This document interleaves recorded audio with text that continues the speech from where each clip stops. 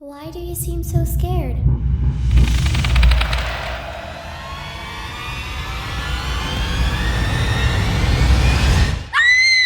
A number of children have gone missing around the city. After the first kid vanished, a lot of people thought he might have just run away. Then they discovered his body. A couple of weeks later, another kid went missing. A week later, another. A month after that, another. Their lifeless bodies would be found scattered in discreet locations throughout town, kind of like the killer wanted them to be found. Police wouldn't say much, other than each child had been kept by the killer or killers for days, during which time they were horribly tortured before succumbing to their injuries. Parents were frightened senseless. Public paranoia grew to an all-time high. Police frantically searched for a suspect, but after more than 4 months and 7 missing kids, it became obvious they weren't any closer to nabbing this sicko. But I think I know who the culprit is.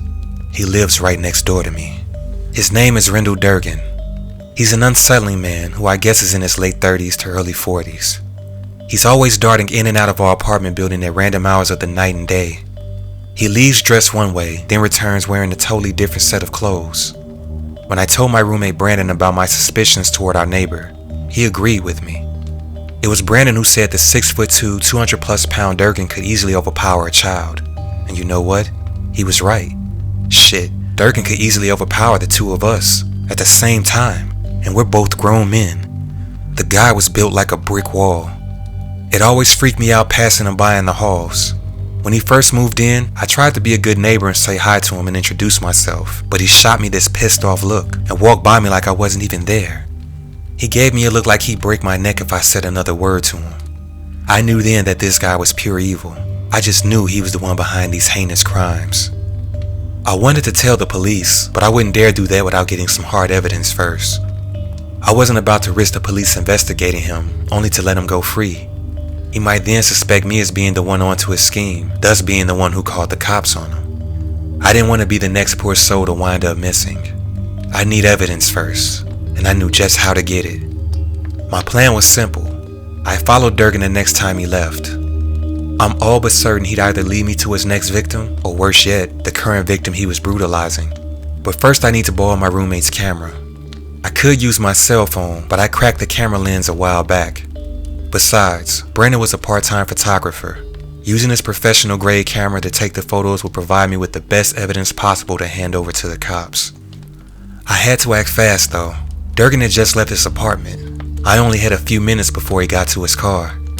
Brandon was out at the time, so I couldn't wait to get his permission. I went to open his bedroom door, but the damn thing was locked. I grabbed a butter knife from the kitchen and pried it open. It took a second, but I eventually located his camera in the bottom drawer of his nightstand. I turned it on to make sure it had enough battery life, but what I saw upon turning on the camera wasn't the battery icon. It was the frozen image of a terrified little boy bawling. Not sure of what I was seeing, I swiped to the next picture. A little girl whose eyes were filled with tears and terror. The next picture, another little girl with a large bruise on her forehead. I knew their faces like I knew the faces of my nieces and nephews. Their scared little faces were the same smiling ones that had been blasted over every television and Amber Alert for the past 4 months. These were the missing children. But what the hell were they doing in Brandon's camera? Just as my brain reached the devastating and horrifying truth of my discovery, a creak of the floor brought my attention to the bedroom's doorway. Brandon was standing there in the threshold, glaring at me with the malice in his eyes that had to have come straight from the devil himself. My heart was beating through my chest, pulsating up my neck, throbbing so much so I couldn't bring myself to swallow. Brandon began to approach me, and it was then that I saw he was holding one of his hands behind his back. I backed up as far as I could until I was stopped by a wall. He appeared to remove something from his rear waistband once he had me cornered. That's when my wide and frightful eyes first set sight on the large Bowie knife. All this time, I thought evil was next door to me, when in reality, it was right next door to my bedroom.